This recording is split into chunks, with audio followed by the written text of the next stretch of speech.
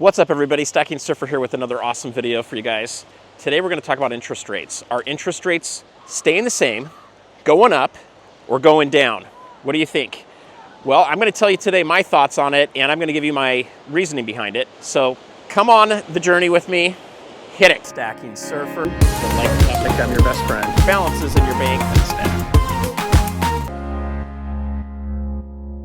All right, guys. So there's a lot of conversation around interest rates right now. We just had Jerome Powell speak today. He was speaking about he thinks interest rates can't go up right now, that they're probably going to go down. Okay, but he didn't give us a date, didn't give us a lot of details around that. But it was enough to push gold and silver up a little bit. And then he had other comments that came out that kind of wishy-washed back and forth, right? So anyway, he's just kind of playing the game, the word game that the Fed likes to play to kind of mess with the markets a little bit. But here's the deal. The Fed has to keep interest rates where they're at right now. And the reason they have to do that is they have to continue to incentivize people to buy bonds, okay? Bonds are U.S. debt. That's what keeps the government going. Right now we're spending $1.8 trillion more than we have every year, okay? That's a lot. They have to continue to entice people to buy those. Right now we're seeing fewer foreign countries want to buy them. And because of that, we're running into issues where they need to continue to have a good rate of return in order to get American citizens to purchase them, okay, as well as companies. And, you know, some countries are still buying some. So here's my take on it. I think the Fed is going to keep interest rates the same or start raising them. And the reason for that is they need to get people buying those bonds, okay? So I just explained that to you guys a second ago. What would it take to get them to raise the rates? Okay, well, if fewer countries and fewer individuals are willing to take on the dollar and buy those bonds, they're going to have to entice people with higher rates, okay? Otherwise, people are going to go put it in more safe assets like gold and silver. So they're going to have to continue to raise those rates, okay? Check out the beach here. We just had a bunch of new sand brought in, so we've got two different color sands. I believe they dredged all this darker sand. It's got a lot of shells in it. So anyway, this is kind of cool. We haven't had sand at the beach for a while. They've had to kind of repair this. But anyway, I digress. So let's talk about raising the rates. What does that mean? Well, it really means whatever it means, right? It depends on how much they need to raise the rates. So to get people to start buying them.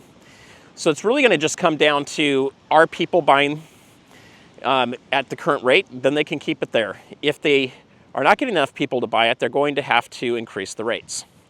So I do think they're going to be forced to increase interest rates. The problem with that is most of the banks are in pretty big trouble when it comes to liquidity. And the more that the rates go up, the more of a bind they get in, because they bought these bonds when they were really low on interest rates. And in order for them to liquidate those, should they need the funds, they would be required to take a huge haircut. In other words, they don't have the liquidity for it, okay? It would cause a run on the banks. So that could be a huge problem there. Now let's talk about lowering interest rates. What could that do? If they lower interest rates, people are less likely to buy bonds. Right now you have a lot of people that are buying 3-month bonds, 6-month bonds, and so short-term bonds. And if all of a sudden the rate, let's say they lowered interest rates by a whole point, or 1%, or 100 basis points, you're basically going to have a problem where people may not want to buy more bonds, okay? And so then the U.S. doesn't have the money for their debt. That's an issue. You'll see it go into the stock market. You'll see it go into other things that can go up in value. Okay, other equities too. I still think we're in an equity super cycle, so I think you're going to continue to see the prices of gold and silver go up, regardless of whether they lower or raise rates. Okay, so here's the deal. If they lower the interest rates, it's going to screw up everything. So they can't really do that. They're going to cause a lot more inflation. They're going to cause issues with the debt servicing, right? So anyway, it will make the debt servicing a little bit less expensive, but they won't be able to put out new debt.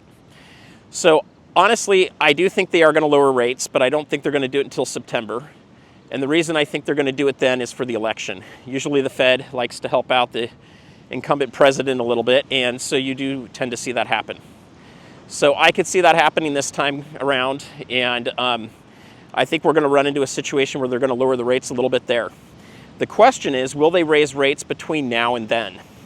And most people say no. I'm not so sure. It really depends. If we have the status quo stay where it's at, then I would agree. He's not going to touch the rates. They're going to stay the same. If we see a bunch of countries start dumping bonds, or we see the BRICS nation announce a gold-backed, even if it's a partially gold-backed or say a gold-pegged currency, and they really officially announce that and they give us some dates around it, and it's a real thing, we could see a situation where people just decide not to hold U.S. debt anymore, and the Feds may be required to raise the rates. Now, I do think they'll still lower them a little bit in the future, but I don't think we're really going to see low interest rates again like we have in the past unless something completely breaks. And what would that breaking be? That would be banks failing all over the place. That would be, real estate market crashes, massive job losses. If we start to get into the 10 to 20% unemployment rate, yes, they're going to have to lower rates down and hope that they can bring the economy back. Do I see that happening? I don't know. I don't know. Some people say it could happen. Other people think there's no way it's going to happen. So I'm not sure. But those are the circumstances that can affect this. But I'd love to hear from you guys. If you haven't done so, hit that thumbs up and also the subscribe and bell icon. So you're made aware of more of my videos here. And then I'd also love to hear from you guys. What do you think? Do you think the Fed's going to raise rates? Do you think they're going to hold them steady? Or do you think they will decrease them before the end of the year? When do you think they would do those changes if they do them? And what effects do you think are going to have on the market? So this is a hypothesis that I have. It's just an opinion. I could be completely wrong on this one too. But I'd love to hear your thoughts. So until next time, guys, check out these two videos right here and right here. And let me know what you guys think. And until next time, peace out.